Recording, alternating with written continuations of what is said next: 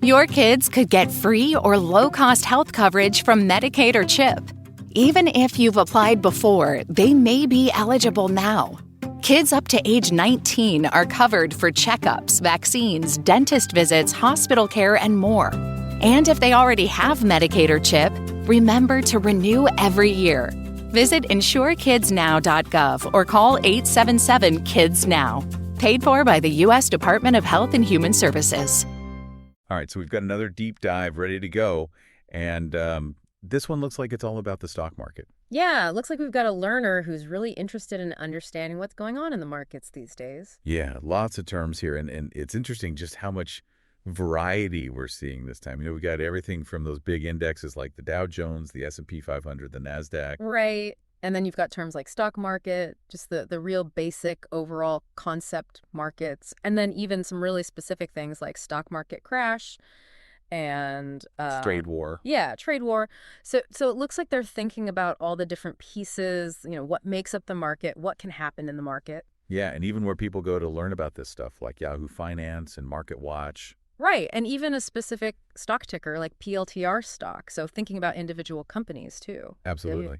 So what's our mission here? I mean, it looks like we've got this whole collection of terms that really paints a pretty good picture of the stock market landscape. Yeah, I think what we want to do is help our learner connect the dots. When you see these terms thrown around, it can be kind of overwhelming. Sure. So we want to break it down to make it clear what each of these things really means and how it all fits together. Kind of give them a shortcut to understanding the market. I like it. A shortcut to being in the know. So, okay, let's start with the big three, the Dow, the S&P 500, and the NASDAQ. These are the ones we hear about all the time, but what are they really telling us? Well, they're kind of like the scorecard for the stock market. You want to get a quick sense of how the market's doing overall. You look at these, the Dow Jones Industrial Average, that one's focused on 30 really big, well-established companies. For the blue chips? Yeah, exactly. So it gives you a sense of how those kind of giants of industry are doing. Right. The S&P 500, that one's a broader 500 of the largest U.S. companies. So it's a bigger picture. Yeah, much bigger picture. So a lot of people consider that one to be a better representation of the overall U.S. market. And then you've got the NASDAQ Composite, which is heavily weighted towards tech companies. So if you're interested in what's happening in the world of technology, the NASDAQ's going to be your go-to. Absolutely. And speaking of technology, I see Tesla stock today on the list. Yeah, well, Tesla's definitely a hot topic these days, so it's not surprising that our learner is interested in that one. Absolutely. All right, so we've got the scorecard, but then we need to understand the playing field, right? Right, and that's where those broader terms come in stock markets. Those are the arenas where all this buying and selling is taking place. Yeah, and the individual pieces are stocks, right? Yeah. Each company's stock represents a little slice of ownership in that company. Exactly. And I think it's really smart that our learner included terms like pre-market trading and after-hours trading. It shows they're thinking beyond the regular trading day. Yeah, because a lot can happen outside of those regular hours. News breaks, events unfold, and those can really impact how people are feeling about the market. Absolutely, and that can lead to some pretty significant moves before the market even opens or after it closes. Exactly. And then, of course, we have those big events that can really shake things up. Yeah. You mentioned stock market crash earlier. Yeah, well, that's the one everyone wants to avoid. That's when prices plummet really rapidly. Yeah, but it's important to understand what can trigger those kinds of events, right? Sure. And that's where terms like trade war and Trump news come in. Right. Those are the kinds of things that can introduce a lot of uncertainty into the market. A trade war with all the tariffs and the back and forth between countries can really disrupt global trade.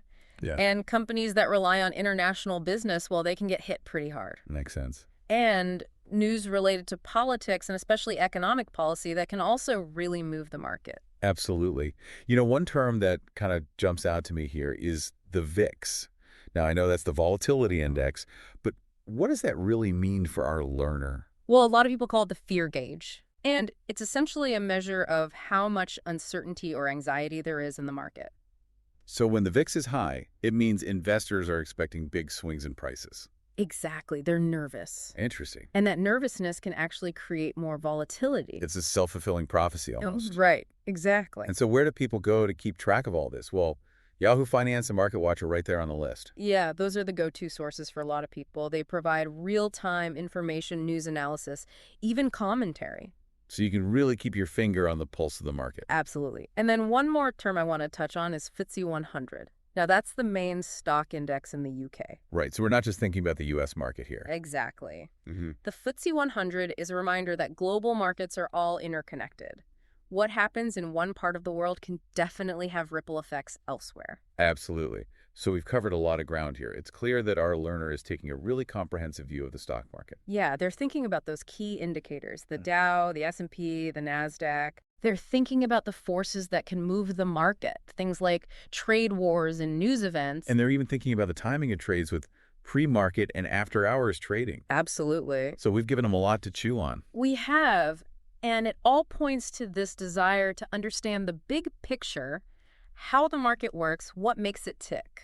So now that we've taken this deep dive, what do you think? What should our learner explore further? What really sparked their interest? Well, that's the great thing about the stock market. There's always something new to learn. Maybe they want to dig deeper into those indexes and really understand how those numbers are calculated. Maybe they want to focus on the impact of news and sentiment on stock prices? Or maybe they want to become a master of pre-market and after-hours trading. There's a whole world out there for them to discover. That's the beauty of it. It is. All right, so to our learner, keep exploring, keep learning, and we'll see you on the next deep dive. See ya. Bye. Bye. Today is your lucky day. Today is the day that our $3 website works for you, paying you directly to your PayPal daily. Imagine $3 ongoing continuous payments to your PayPal account. Imagine falling asleep and waking up to $300 in your PayPal account. How would this make you feel? How could this help you? What bills could you pay? What kind of fun could you have? What does that retirement look like now? All for a one-time payment of $3. This website is DFY done for you, fully built and completely hosted, and never stops collecting payments for you. You have spent $3 on coffee on a regular, but that coffee won't help you create multiple streams of income. Click the link below.